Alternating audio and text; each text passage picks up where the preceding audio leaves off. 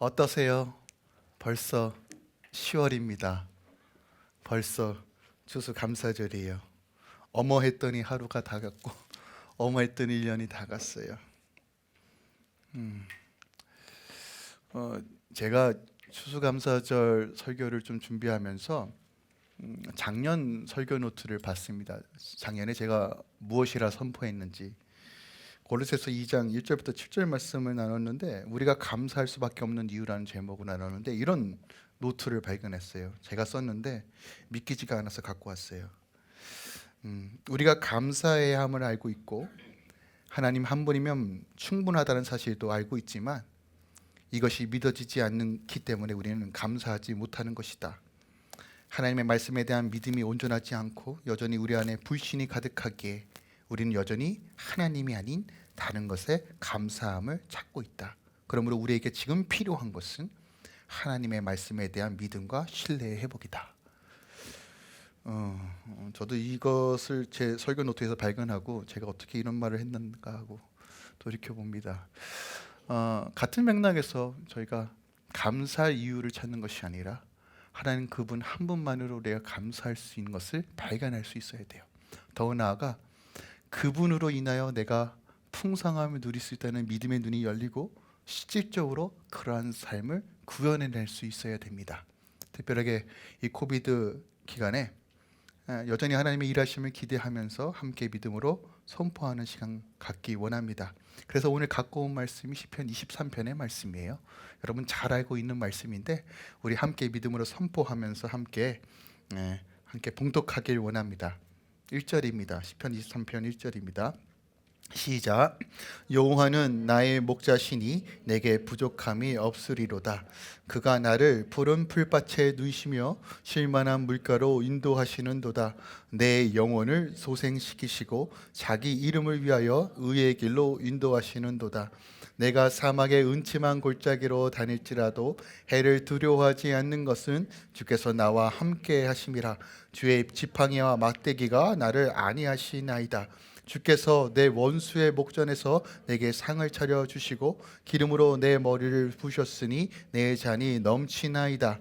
내 평생의 선하심과 인자하심이 반드시 나를 따르리니 내가 여호와의 집에 영원히 살리로다. 아멘. 하나님의 말씀입니다.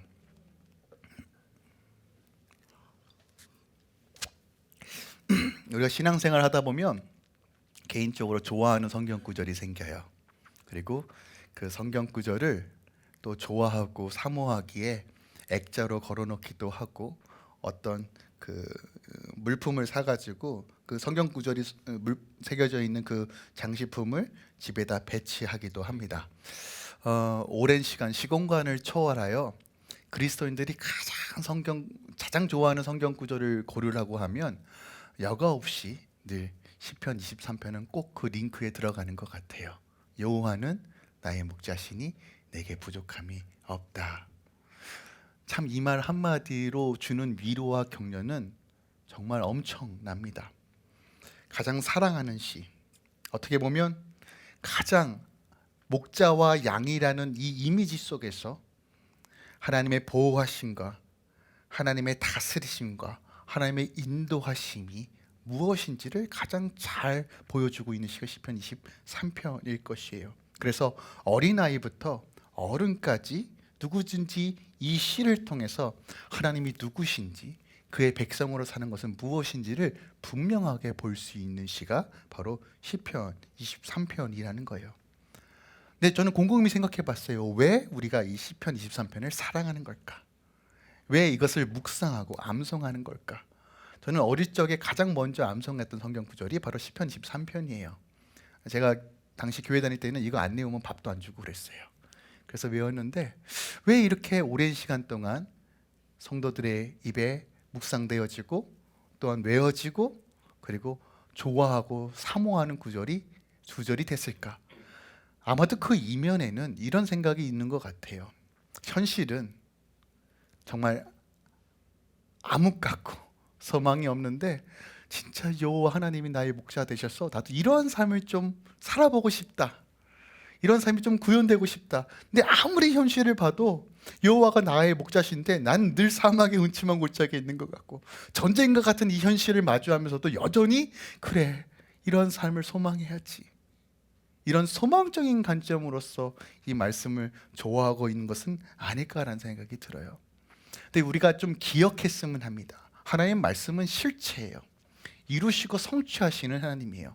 그러니까 이 말씀을 주셨다는 것은 이 삶을 구현하라는 것이에요. 하나님은 그냥 말씀만 하시는 것이 아니라 이런 삶이 이루어지도록 인도하시는 하나님을 기억해야 돼요. 그러므로 우리는 단순하게 소망이 담고 단순하게 이 메시지를 통해서 잠깐의 위로와 안식을 경험하는 수준을 넘어서 이 말씀이 말하고 있는 본질을 깨닫고 이러한 삶이 우리 삶 가운데 구현되는 방법을 알아야 한다는 것이에요.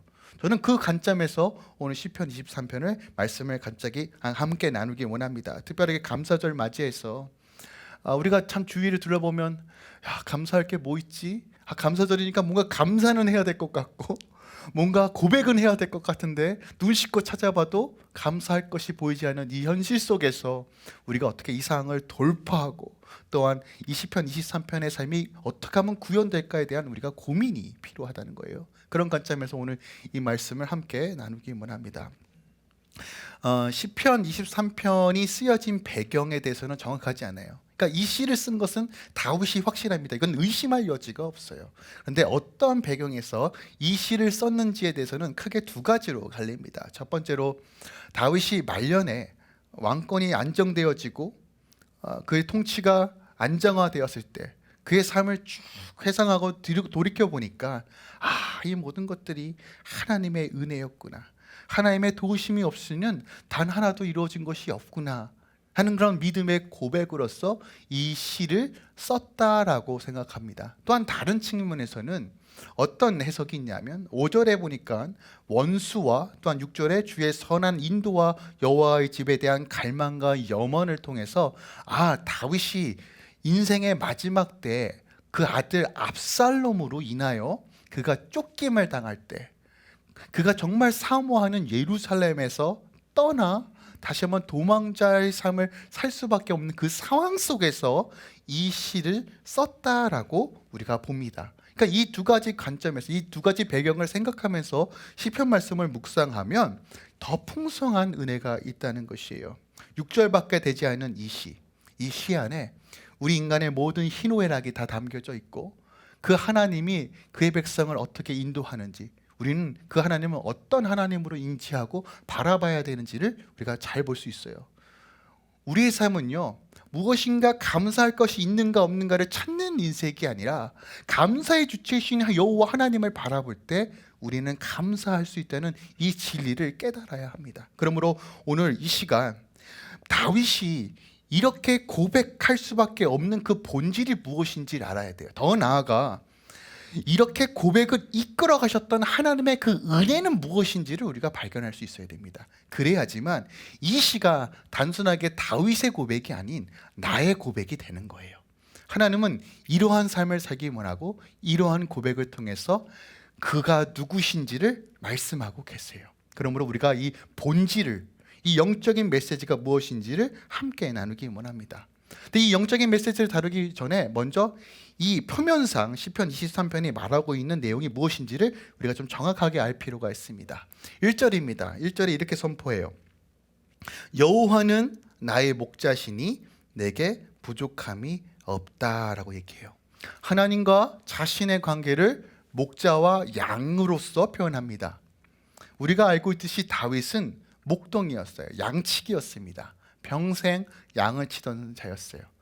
즉 목자의 입장에서 양을 가장 잘 이해하는 인물이었고 또한 자신이 양으로서 목자가 어떤 생각을 가지고 있는지를 가장 잘 알고 있는 인물이 바로 다윗이었다는 거예요. 그러니까 다윗이 자기를 스스로 양으로 여겼고 여호와 하나님을 목자로 여겼다는 것에 대해서 우리가 좀 주목해 볼 필요가 있습니다. 성경은 이스라엘과 그의 백성과 그 하나님의 관계를 늘 양과 목자의 개념으로서 표현했어요. 대표적으로 에스겔서 34장에 보니까 내가 친히 내 양의 목자가 되어 그것들을 누워있게 하리라 라고 얘기해요. 하나님께서 친히 이스라엘의 목자가 되시겠다고 얘기하고, 또한 요거의 복음은 예수님께서 나는 선한 목자라고 선언하세요. 즉 목자의 개념으로서 아버지 하나님을 이해하는 것은 가장 적절하며, 또한 우리가 양으로서 어떤 존재인가를 이해하는 것은 이 말씀을 해석하는데 가장 중요한 핵심이 됩니다. 그렇다면 양은 어떤 존재일까요? 물론 양의 특징에 대해서 알고 계시는 분이 계시지만 한 번 더 나누기 원합니다. 양들은 뭉쳐 다녀요. 왜 뭉쳐 다닐까요? 의리가 좋아서? 사이가 좋아서?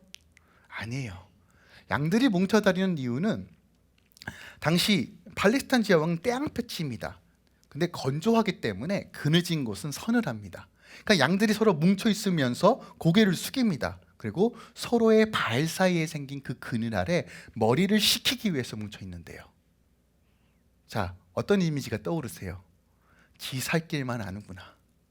자기밖에 몰라요. 남을 희생시켜서 자기가 살기 위해 뭉쳐 있는다는 거예요. 제 생각에 뭉쳐 있으면 더 더울 것 같은데 참 그런 존재예요. 그리고 시력이 나빠요. 그 앞에 있는 구덩이조차 보지 못해서 자주 넘어지고 또 상처를 입고 떨어지기 쉬운 것이 바로 양입니다. 다리는 부실해요. 빨리 가지도 못해요. 그리고 참 특징적인 건 그럼에도 불구하고 높은 곳에 올라가기를 좋아한다는 거예요. 그렇게 부실하면 좀 쉬지, 그렇게 뛰어서 그 부실한 다리를 갖고 자꾸 높은 곳에 가길 원한대요. 또 하나의 특징은 양이 벌러덩 눕잖아요. 그러면 스스로 일어날 수 없대요. 누군가가 도움을 주지 못하면 그렇게 벌러덩 누운 상태로 죽는다고 합니다. 겁도 얼마나 많은데요. 작은 소리에 에그머니나, 누가 나를 찌르면 에그머니나, 나 예민해, 나 힘들어, 그런 존재가 양이라는 거예요. 털도 많아서 오염되기 참 쉬워요. 근데 문제는 스스로 씻을 수도 없고 스스로 털을 깎을 수도 없는 존재입니다. 근데 특이한 것이 있어요. 죽을 때만 되면 그렇게 온유하대요. 그렇게 온순해진대요. 다른 가축들은, 제가 예전에 시골에서 돼지를 잡는 장면을 봤어요. 그래서 돼지 멱다는 소리가 뭔지를 제가 아직도 내리 속에 박혀 있는데, 보통 가축들이나 동물들이 죽을 때, 죽음을 맞이할 때는 어떻게든 살아보려고 발버둥칩니다. 근데 양은 안 그런데요. 아, 내가 죽는구나, 내가 이젠 가는구나 할 때 온순해진대요. 그때만은. 양의 특징을 종합해 보면 결국 양은 목자가 절대적으로 필요합니다. 부분만 필요한 게 아니라 절대적으로 필요합니다. 즉 목자가 없으면 양은 살 방법이 없습니다.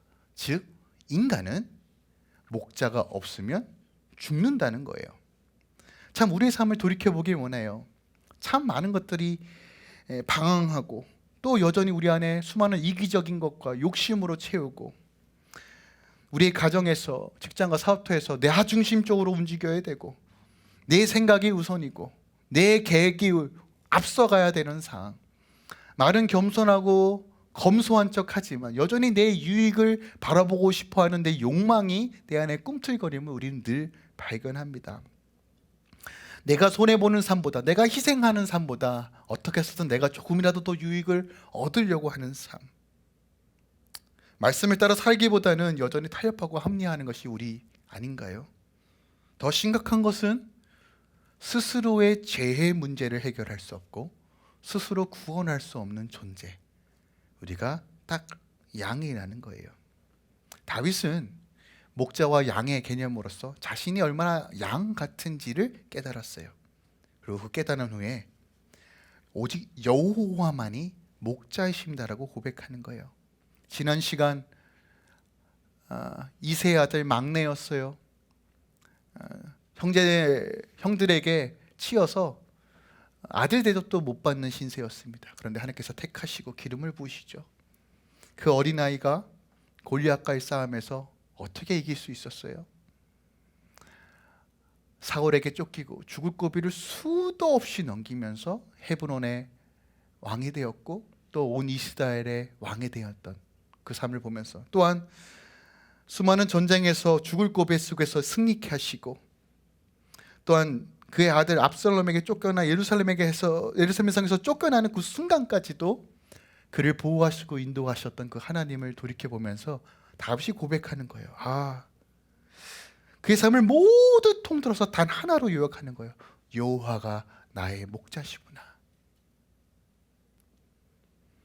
즉, 이 시를 쓸 수 있도록 가능케 하신 분이 하나님이다라고 고백하는 거예요. 우리 삶 가운데 수많은 여정들 가운데 여러분의 일정들이 써내려갑니다. 그런데 그 일정은 결국 한 단어로 요약될 수 있다는 거예요. 여호와 하나님께서 하셨습니다. 다윗의 고백이 결국 우리의 고백이 되는 순간입니다. 또한 오늘 본문에 부족함이 없다라고 말해요. 부족함이 없다는 것이 어떤 말일까요? 부족함은 결핍과 모자람을 이야기합니다. 그런데 이것이 없다예요. 히브리 단어는 가장 강한 부정을 뜻합니다. 즉, 이 말은 결핍이 성립될 수 없다, 부족함이 성립될 수 없다라는 의미예요. 즉, 그에게는 이 결핍이란 이 단어 자체가 상상조차 할 수 없는 단어다라는 거예요. 상상이 안 되시죠? 왜요? 우리는 늘 결핍한 존재이기 때문에 그래요. 우리는 늘 부족함을 경험하는 존재이기 때문에. 그래서 우리는 단 한 번도 이 결핍에서 자유한 적이 없어요. 그런데 다윗이 우리 여호와 하나님을 뭐라고 표현합니까? 그는 결핍을 논할 수도, 결핍과 관계할 수도 없는 존재다라고 선언하는 거예요. 근데 이 고백이 놀라운 이유는 우리는 늘 소망하잖아요. 주님, 내 안에 풍성함이 임하기 원합니다. 내 안에 넉넉함이 임하기 원합니다. 그러나 안타까운 사실은 죄된 인간은 늘 결핍과 부족한 가운데 산다는 거예요. 대생적으로 죽을 때까지 늘 불안하고 늘 부족하고 늘 상실감에 시달려요.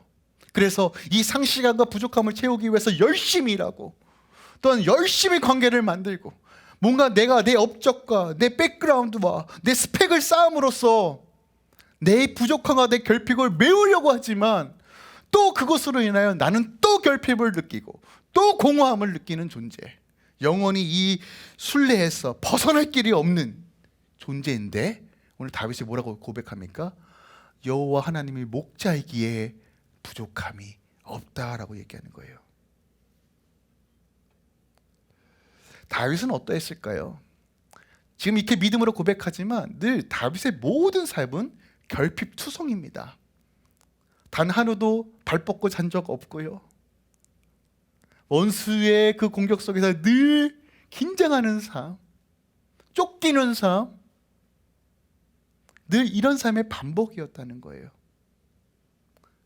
그런데 이렇게 늘 결핍을 경험하며 어떻게 보면 단 한 번도 만족함을 누리지 못했던 다윗이 오늘 선언하는 거예요. 하나님의 영에 감동하여 여호와 하나님 나의 목자시니 내게 부족함이 없다는 거예요. 자신이 원할 때 원한 것을 체험받지 못하였지만 돌이켜보니까 내 방식이 아니라 내가 원하는 뜻이 아니라 하나님의 섭리 안에서 이 가정들을 보니까 그래, 나는 풍족했구나, 나는 완전했구나. 그리고 이 고백이 우리의 고백이길 주님은 원하신다는 거예요. 하나님을 온전히 따를 때 누리는 안식과 평안이 바로 여기에 있습니다. 2절입니다. 그가 나를 푸른 풀밭에 두시며 쉴만한 물가로 인도한다고 말해요. 중요한 것은 푸른 풀밭과 쉴만한 물가를 누가 인도합니까? 하나님이 인도한다고 얘기했어요. 내가 찾는 것이 아니고 하나님이 인도하시는 거예요. 즉 하나님이 인도하는 그 장소가 풀밭이고 하나님께서 인도하시는 그 자리가 쉴만한 물가라는 것이에요. 풀밭이라는 것은 단순하게 목초지를 이야기하는 것이 아니라 히브리 원어적으로 풀밭은 그늘진 곳, 마땅히 거주할 곳, 살만한 곳을 풀밭이라고 표현합니다. 광야예요. 살 곳을 찾아보기가 쉽지 않은 그곳에 하나님께서 어디로 인도하신다고요? 내가 마땅히 거주하고 안식할 수 있는 처소로 인도하신다가 그가 나를 풀밭으로 인도한다는 것이에요. 우리가 늘 결핍을 경험하기에 우리는 끊임없이 나를 안식해 줄 것을 찾아요. 인간은. 그래서 이 안식해 줄 것을 찾기 위해서 무엇을 대상으로 삼습니까? 가장 대표적으로 돈이죠. 이 부동산, 이 집 살면 내가 좀 안식을 누릴까? 미래가 좀 보장될까? 이 직장에 가면 내 미래가 좀 탄탄대로일까? 이 자매와 이 남자와 결혼하면 내 미래가 뭔가 안식을 누릴까? 성경 그렇게 얘기하지 않아요. 우리는 내 안식을 찾기 위하여 이상적인 사람, 혹은 내 남편을 내 안식이라 생각하고, 아내를 내 안식이라 생각하고, 심지어 결혼까지도 나의 안식이라고 생각하고, 종교가 나의 안식이라고 생각하여 그것을 추종하고 바라봅니다. 그러나 오늘 성경은 그렇게 얘기하지 않아요. 참된 안식은 여호와가 인도해야 될 그 장소가 안식이라는 거예요. 그러니까 여호와께서 나를 인도하시는 그 장소가 내 안식의 처소라는 거예요. 이 개념이 바뀌는 순간 우리 안에 참된 안식이 무엇인지를 이해할 수 있는 눈이 열리는 거예요. 우리는 뭔가 조건이 이루어져야지만 내가 안식을 누린다고 생각하지만, 하나님께서 부르시고 인도하시는 그 장소가 안식이라는 거예요. 그 안식을 바라볼 때, 하나님을 바라볼 때 우리 안에 깨어진 것들이 회복되어지고 완전해질 수 있다는 것이에요. 쉴만한 물가는요, 안전한 초소로, 평안한 초소로 인도하신다는 뜻이에요. 양들이 물이 필요합니다.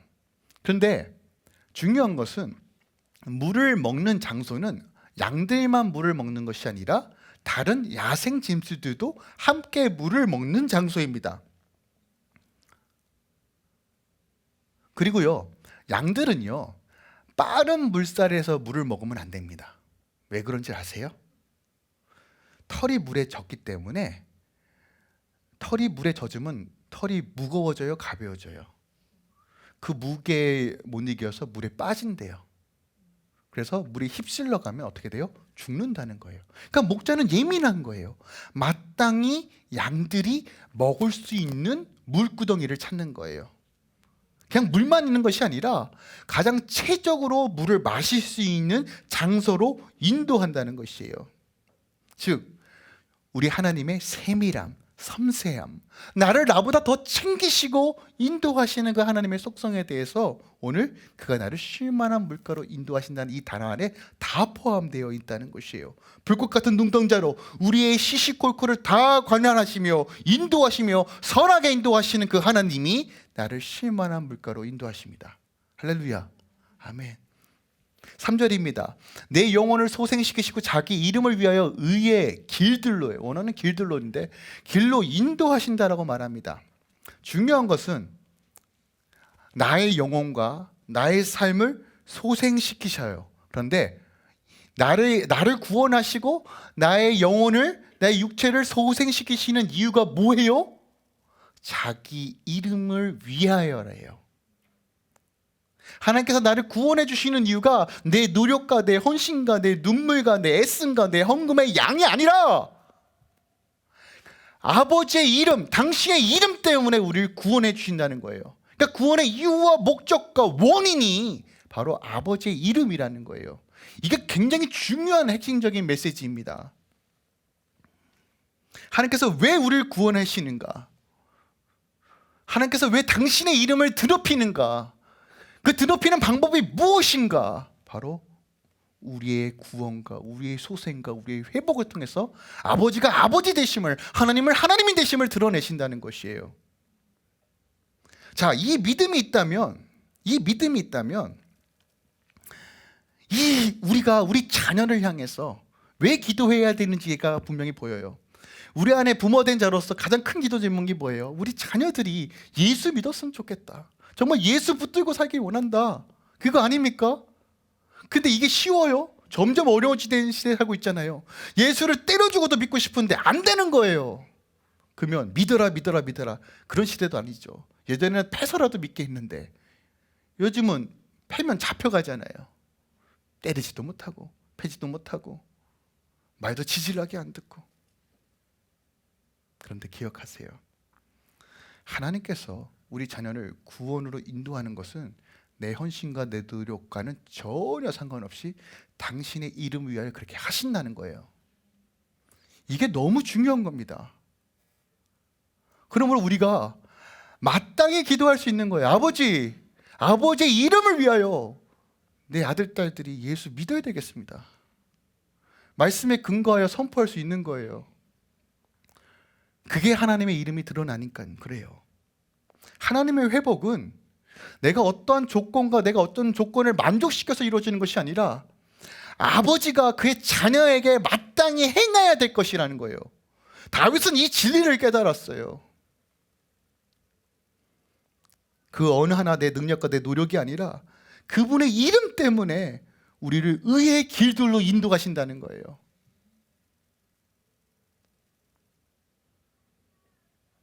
우리가 이 믿음이 있다면 다시 일어날 수 있어요. 우리는 자꾸 내 스스로에게 주목합니다. 난 이것밖에 없어. 나 이렇게 기도가 할 수 없어. 내 믿음이 연약해. 내 자녀를 훈계할 능력도 없어. 어떻게 이상을 그냥 방관해야 될까? 어떻게 여러분, 우리 스스로를 주목하면 아무것도 할 수 없어요. 그 어떤 것도 감사할 건덕지가 없다는 얘기예요. 그런데 오늘 시인이 뭐라고 고백합니까? 우리를 소생시키는, 우리를 구원하시는, 우리 가정을 새롭게 하시는 그 근원과 이유와 원인이 무엇이라고요? 당신의 이름을 위해서, 즉 당신의 이름 때문에 그렇게 하신다는 거예요. 이 믿음으로 기도하시면 돼요. 그럴 때 하나님의 나라가 이 시편 23편의 삶이 구현되는 것이에요. 4절입니다. 내가 사망의 음침한 골짜기를 다닐지라도 해를 두려워하지 않는 것은 주께서 나와 함께 하심이라 주의 지팡이와 막대기가 나를 안위하시나이다 라고 얘기해요. 자, 쉴만한 물가 푸른 초장에서 갑자기 화면이 딱 바뀌어요. 사망의 음침한 골짜기로 장면이 확 체인지 된다는 거예요. 우리는 목자와 양이라는 이미지 속에 참 많은 것들이 오역되고 있어요. 그러니까 여러분 인터넷이나 이렇게 그림을 찾아보면 목자, 선한 목자, 양 이렇게 그려보면 정말 푸른 초장이 쫙 광활하게 펼쳐져 있는데 우리 예수님께서 인자하게 웃으시며 양 한 마리 딱 드시죠. 이것이 팔레스타인 지역에 있는 목초의 특징일 거라 생각하는데 여러분 그거 거짓말이에요. 중동 지역은 그렇지 않아요. 그렇게 광야한 대지가 없어요. 그렇게 광야한 대지 속에 풀밭이 그렇게 자라지도 않습니다. 듬성듬성 골짜기가 있고 언덕이 있고 광야한 대지, 물 찾기고 쉽지 않고 그런 지역에서 목축업을 하는 거예요. 무슨 얘기냐? 목자는요 지금 여기서 양들을 먹입니다. 그런데 풀을 다 뜯어 먹었어요. 그러면 어떻게 해야 됩니까? 이동해야 되겠죠. 그러니까 이동하기 위해서 자연스럽게 다음 목적지로 목축지를 찾기 위해서 자연스럽게 골짜기를 지날 수밖에 없다고요. 골짜기를 피해가는 방법이 없다고요. 먹을 곳을 찾기 위해서는 반드시 골짜기를 지나가야 됩니다. 근데 그 골짜기는 어떤 골짜기입니까? 짐승들이, 야생동물들이 양을 어떻게든 해보려고 숨고 기다리는 골짜기라는 거예요. 자, 이것이 무엇을 의미합니까? 우리가 예수 믿는다고 산으로 가는 거 아니잖아요. 예수 믿는다고 뭔가 저 깊은 곳에 경건의 생활, 주님만 바라보리, 이거 아니잖아요. 여전히 우리는 일상생활 속에 살아요. 삶을 살아간다는 거예요. 돈도 벌고 자녀도 양육하고 라이드도 하고 열심히 살아요. 세상 속에서 열심히 살아간다고요. 근데 이 세상은 어떤 세상입니까? 사망의 음침한 골짜기 같은 세상이에요. 세상이 이념이 판치고 좌로우로로 갈라져 있으며 서로 치고받고 경쟁하고 남의 불행이 나의 유익이 되며 남의 손해가 나의 이익이 되는 이런 경쟁 구도 속에서 우리는 치열한 서바이벌을 벌이고 있어요. 마치 사망의 음침한 골짜기에서 양과 야생동물이 대립하는 것처럼 날마다 이런 삶을 만난다는 것이에요. 피해가고 싶어도 피해갈 수 없는 거예요. 그런 삶 가운데 여전히 우리는 누가 나를 보호해 줄까? 누가 나를 지켜줄까? 누가 내 마음을 좀 알아줄까? 이런 갈망과 이런 목마름에 살지 않아요? 직장에서, 학교에서, 사업터에서 얼마나 수많은 골짜기를 만납니까? 그런데 오늘 핵심은 보세요. 주가 나와 함께 하신다는 거예요. 시인은 여호와 하나님, 빨리 이 골짜기 지나가게 해주세요. 하나님, 골짜기 만나고 싶지 않아요. 그냥 이곳에 목초지를 주세요. 이렇게 선포하지 않고 뭐라고 얘기합니까? 사막의 은침한 골짜기를 다닐지라도, 그곳에 머물지라도 주님이 나와 함께 하신다는 거예요. 여러분 기억하세요. 여러분이 인지하건 인지하지 않든 간에 하나님이 우리와 함께 하셔서 그곳에서 우리를 보호하십니다. 이것을 믿음의 눈으로 보실 수 있어야 돼요. 죽음의 골짜기는 늘 만나는 곳입니다. 피해가고 싶어도 피해갈 수 없는 상황이에요. 그런데 그곳에서 맹수가 와도, 독사가 와도, 누군가 내 마음을 상하게 하고 갉아먹고 찢어내고 분열시키는 그 상황 속에서도, 사망의 우격싸짐을 당하는 그 상황 속에서도, 아무 도움이 보이지 않는 그 상황 속에서도 주의 지팡이와 막대기가 나를 보호하신다는 거예요. 5절입니다. 주께서 내 원수의 목전에서 내게 상을 차려주시고 기름을 내 머리에 부으셨으니 내 잔이 넘친다는 거예요. 이것을 조금 더 직역하면요, 당신께서 나를 대적하는 자들을 마주하고서 내 앞에서 상을 차려주시고 당신께서 기름으로 나의 머리를 기름지게 하셨으므로 나의 잔이 풍성합니다요. 근데 우리가 5절을 좀 주목하며 보길 원하는데, 시편에는 총 12개의 동사를 사용합니다. 그런데 이 동사의 시제가 어떤 거냐면 미완료예요. 그러니까 한국말 문법에는 없는 말인데 영어나 그리고 히브리어나 헬라어에는 있는 문법입니다. 미완료가 뭐냐면 지금은 아니지만 앞으로 완벽하게 이루어질 것을 선언하는 동사예요. 그런데 기름을 내게 부으셨으는 과거에 이미 완료된 시제로 썼어요. 이 단어만 다른 동사의 형태를 사용합니다. 즉 예전에 기름 부으심을 받았다라는 거예요. 자, 그렇다면 이 문법상 시간 순으로 이것을 다시 배열하면 이렇게도 해석할 수 있는 거예요. 어떻게 해석할 수 있냐면, 여호와께서 내게 기름을 부어 내 머리가 기름졌기 때문에 내가 원수의 목전에서 내가 상을 받을 수 있게 된 것이고 내 잔이 넘칠 수 있다라고도 우리가 해석할 수 있는 거예요. 기름 부음 받았다는 것은 어떤 의미가 있을까요? 구별되고 성별된 것, 또한 신적 위임을 받은 것을 말해요. 이것을 조금 더 쉽게 표현하면 하나님으로부터 존귀함을 받았다라는 의미로 우리가 해석할 수 있어요.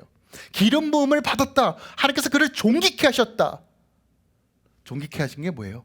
높여주셨다는 거예요. 그러니까 하나님께서 나를 존귀케 하셔서, 하나님께서 나를 높여주셔서 원수 앞에 갔는데도 원수로부터 상을 받고 내 잔이 넘친다라고 고백하는 것이에요. 그럼 원수가 뭘까요? 우리는 수많은 원수들 앞에 살아요. 우는 사자와 같이 우리를 공격하고 침노하는 이 영적 세력들을 원수라고 말합니다. 우리의 틈, 우리의 연약한 부분, 우리 안에 여전히 존재하는 견고한 진과 틈을 통해서 계속 우리 안에 우울증을 주고, 우리 안에 불안장애를 주고, 우리를 자꾸 낙심하게 하고 믿음으로 바라보지 못하게 하며 하나님과 우리 사이를 갈라놓고 하는 그 모든 악의 세력으로부터 오늘 주님께서 뭐라고 말씀하십니까? 내가 너에게 기름을 부었고 내가 너를 존귀케 했으며 내가 그 모든 원수에서 상을 베풀 것이다. 약속하신 말씀이에요. 이것이 지금 우리 삶 가운데 이루어져야 된다라고 말하고 있는 거예요. 내 잔이 넘치다에다가 뭐예요? 붓깃입니다. 유업이에요. 헤리티지. 우리의 유업이 무엇입니까? 예수 그리스도예요. 예수를 소유하게 될 것이다라는 거예요. 하나님을 의지하는 자에게 누릴 수 있는 실질적인 삶, 원수의 목전에서 상을 베푸시고 내 잔이 넘치는 그 은혜, 하나님께서 나를 존귀케 하심으로 이루어지는 일들이에요. 6절입니다. 내 평생의 선하심과 인자하심이 반드시 나를 따르니 내가 여호와의 집에 영원히 살리로라. 여러분, 성경 구절에서 특히 구약에서 선하심과 인자하심이라는 이 단어를 기억하세요. 이 단어는 이런 고백은 어떤 사건을 모티브로 하여 하는 고백입니다. 즉 어떤 사건을 모티브로 하느냐, 유대인들이 모든 시인에서 그의 선하심과 인자하심을 이야기할 때 항상 언급하는 것은 바로 출애굽 사건입니다. 출애굽 사건이 어떤 사건이에요? 430년 동안 종살이 하던 아무 소망도 자기 것을 누릴 수도 없는 그 상태에서 하나님께서 전적인 은혜로 구원하여 주신 사건이에요. 스스로 구원할 수 없는 양 같은 존재를 그분의 능력과 섭리와 구원의 역사 가운데 이루신 사건, 그것을 그의 선하심과 인자하심으로 표현해요. 물론 다윗도요, 그의 삶의 통틀어서 그의 하나님의 선하심과 인자하심을 경험했을 거예요. 하지만 그 경험도 어떤 것을 모티브로 합니까? 출애굽 사건을 모티브로 하는 거예요. 지독하게 우리를 챙기시고 사랑하여 주시고 구원하여 주시는 하나님, 전적인 무한한 헤세드의 사랑, unfailing love, 그 하나님의 사랑이 오늘 뭐라고 표현합니까? 나를 따른다라고 표현해요. 여기서 따른다는 것은 어떤 의미가 있냐면요, 대적자를 쫓아가는 행위입니다. 그러니까 좋은 말이 아니에요. 범법자야, 쫓아갈 거야, 내 저 사람을 반드시 죽여버릴 거야, 이런 의미를 가지고 있는 단어예요. 사냥개가 사냥물을 향하여 끊임없이 쫓아가는 행위를 따른다라는 이 단어예요. 그런데 이 단어를 여기다 사용했어요. 무슨 말입니까? 내가 하나님을 저버리고 하나님 너무 힘들어요, 하나님 더 이상 안 믿을래요, 그냥 내 방식대로 살아갈 거예요. 내가 어떻게 하나님께 돌아가, 좌절하고 넘어지고 삶을 다 포기하고 싶은 그 순간에서도 하나님의 전적인 인자하시고 선하심이 나를 따라간다는 것이에요. 여러분 기억하세요. 그 하나님의 선하심과 인자하심이 나를 따라갑니다. 언제까지요? 평생, 남은 여생, 주님 오시는 그날까지 따라온다는 거예요. 이게 하나님의 사랑이에요. 자, 이 사랑을 깨닫는다면 어떻게 감사하지 않을 수 있겠어요? 그리고 결론을 이렇게 얘기하면 내가 영원히 살리라. 다윗의 소망은 하나님의 성전을 짓는 것이었어요. 하나님의 전에 사는 것이었어요. 이것은 영원한 삶, 영생, 우리가 마침내 갈 왕성될 하나님의 나라를 상징해요.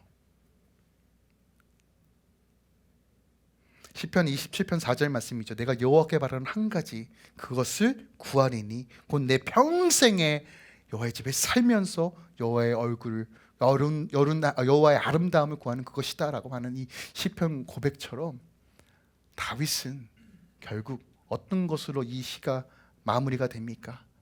하나님의 얼굴을 구하고 하나님의 집을 사모하는 것이 바로 우리 여호와가 나의 목자시니 부족함이 없는 삶을 누리는 비결입니다 라고 얘기하는 거예요. 그런데 여기까지는 우리가 이렇게 알고 있는 내용입니다. 문자적으로 보여지는 내용들이에요. 그러니까 이 정도만 알아도 우리는 안식과 평안을 누리지만, 제가 다시 말씀드리죠, 여러분 이 예배를 마치고 집으로 들어가면 또 다른 현실을 만나요. 또 다른 문제를 만나요. 그 가운데 어떤 것을 경험합니까? 또 무너짐을 경험합니다. 또 연약한 나의 모습을 발견합니다. 하나님, 시편 23편의 말씀이 구현되어지고 실현되어지기 원하는데 여전히 왜 내 삶은 지옥과 같죠?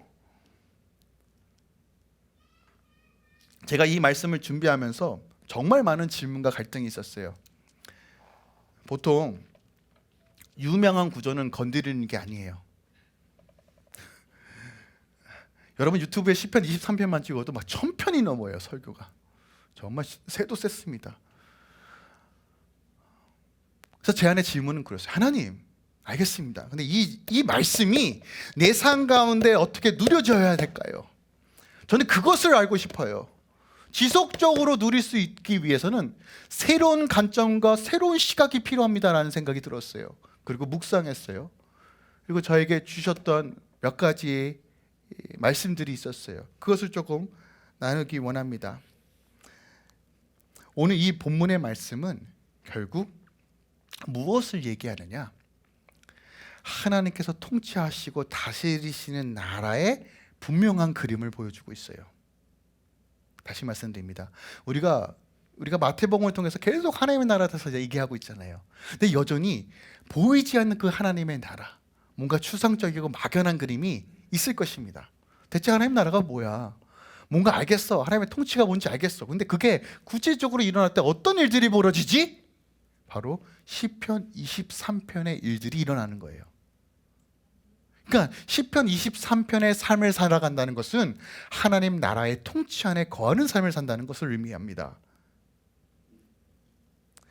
특별하게 다윗은요, 현실에 살고 있지만 하늘에서 이루어진 완벽한 뜻이 이 땅 가운데 임할 것을 선언하면서 지금 이 시를 쓰고 있는 거예요. 자, 어떤 것과 닮아 있죠? 상산수훈의 주기도문이에요. 근데 저는 그래서 이 시편 23편이 야, 상산수훈의 주기도문과 같은 맥락을 하고 있구나라는 것을 발견했어요. 그래서 이 관점으로서 이 말씀을 다시 보기 시작했습니다. 그랬더니 어떤 은혜가 있냐면요, 보세요. 내게 부족함이 없다는 건, 내가 부족하다고 느끼는 건 뭐예요? 내 결핍, 내 부족함. 그로 인하여 생기는 것이 무엇입니까? 욕망이에요. 내가 없기 때문에 생기는 것이 욕망이라고요. 아, 내가 이것을 취하고 싶어. 돈을 취하고 싶어. 저 사람을 취하고 싶어. 이 환경을 취하고 싶어. 저 집을 취하고 싶어. 이 부족으로부터 시작되는 것이 우리의 욕망이라는 거예요. 근데 이 욕망을 어떻게 우리가 제거할 수 있어요? 영원히 목마르지 않는 채움이 우리 안에 채워졌을 때 욕망은 사라지는 거예요. 하나님의 나라와 통치가 임할 때 내 안에 채움이 경험되어지고 누려지니까 어떤 일이 벌어져요? 욕망이 끈다는 거예요. 육신의 정욕, 안목의 정욕, 이생의 자랑이 끊어지는 거예요. 하나님이 통치하셨을 때 어떠한 일들이 벌어지는지를 1절은 선포하는 겁니다.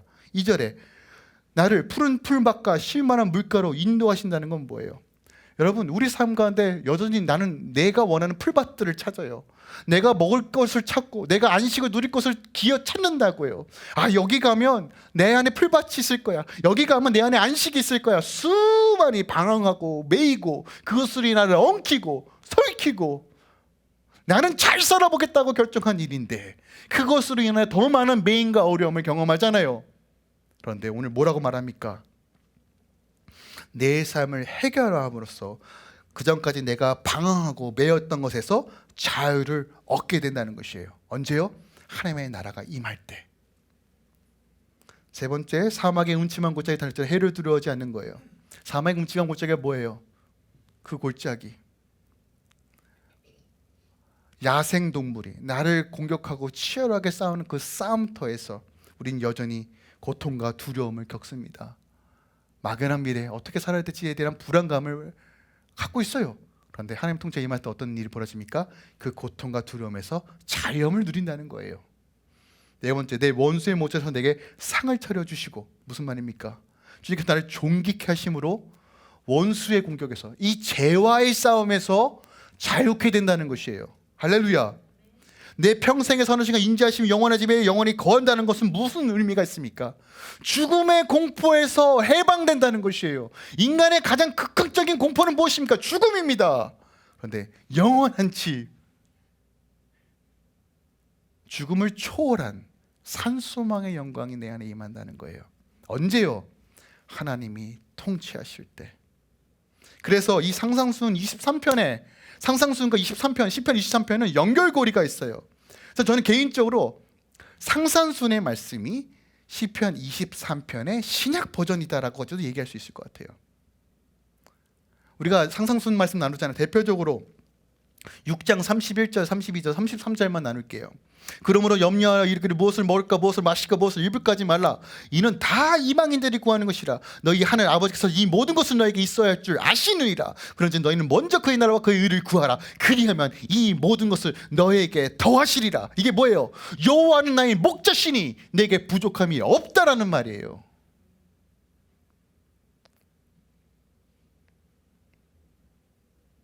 그렇다면 이 하나님 나라가 어떻게 임해요? 우리 늘 배웠잖아요. 이 시편의 23편의 삶이 어떻게 구현돼요? 나를 부인하고 예수를 따르는 삶, 내가 죽고 볼의 능력으로 사는 삶이에요. 여러분, 실질적으로 다윗은 이 시편의 고백을 했지만 실제로 이런 삶을 살지 못했어요. 부분적으로만 살았다는 거예요. 그런데 어떻게 이 삶이 우리 삶 가운데 구현될 수 있을까요? 예수 그때 십자가 사건 때문에 그게 가능해진 거예요. 구약에서는 제사를 통해서 잠시나마 죄의 문제를 해결하고 잠시나마 하나님과의 관계가 회복되는 수준에서 머물러서 부분적으로나마 이런 안식과 평안을 누렸지만 늘 다윗의 삶은 결핍과 핍박과 고난과 어려움의 연속이었어요. 하지만 하나님의 감동으로, 영의 감동으로 선포되어지는 거예요. 하나님 나라 통치가 임할 것이다를 시편 23편을 통해서 선언하는 거예요. 근데 지금은요, 예수 그때 십자가의 사건으로 하나님과 우리 사이에 막힌담이 허물어지고 그 휘장이 끊어짐으로써 누구든지 예수 그리스도를 주로 시인하고 믿음으로 바라보면 이러한 삶이 구현되어지는 거예요. 보세요, 다윗은요 하나님을 목자와 양으로만 표현했어요. 근데 상상선 6장에서 주님께서 우리를 누구로 초대하십니까? 너희는 아버지라 부르라고 말해요. 목자와 양의 관계와 아들과 아버지의 관계는 완전히 다른 개념입니다. 목자는 관리자, 통치자, 인도자의 개념이죠. 하지만 아들과 딸과 아버지의 관계는요, 이것을 초월하는 관계예요. 그 은혜가 우리 안에 있어요. 그 감격이 우리 안에 있어요. 그리고 이 시편 23편의 삶에 실질적으로 예수 그리스도의 이름으로 우리 안에 구현될 수 있다라고 주님께서 선언하시는 거예요. 여러분에게 다시 한번 도전을 주기 원합니다. 여전히 감사할 것을 찾고 감사할 것이 없음에 낙담하고 내가 증언할 것도 없고 할 것도 없으니까 이대로 살겠다라고 낙심하고 남아진 이 시대에 하나님의 언약의 말씀을 붙잡으세요. 그 말씀이 실제가 될 수 있도록 바라보세요. 그때 하나님께서 주의 통치와 다스림으로 이 시편 23편의 삶이 여러분 생활에 구원되도록 인도해 주실 것입니다. 할렐루야.